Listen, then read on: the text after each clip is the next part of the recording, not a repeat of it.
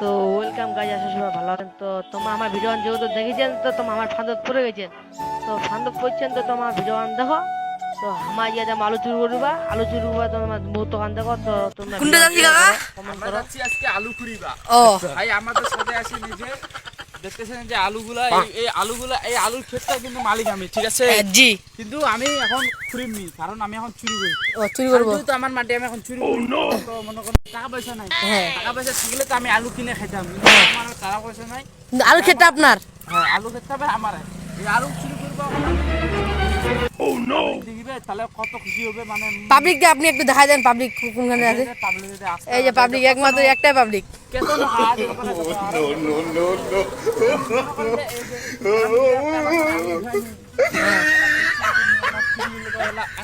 হ্যাঁ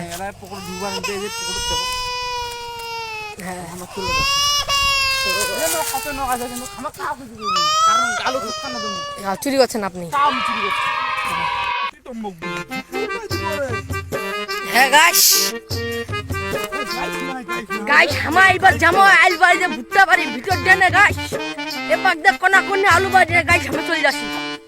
কি কমো আর এই যে এখন এই যে কোনা দৌড়টা উড়িয়ে গাইস আমার দিকে কম লাগে। ও বাবু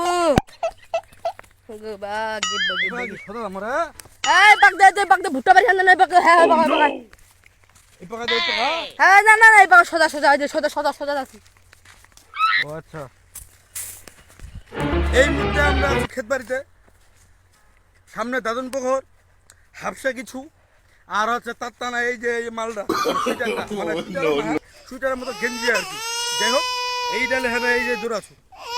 তো গাইস এই যে ভুট্টা বাড়ি চলে যাচ্ছি।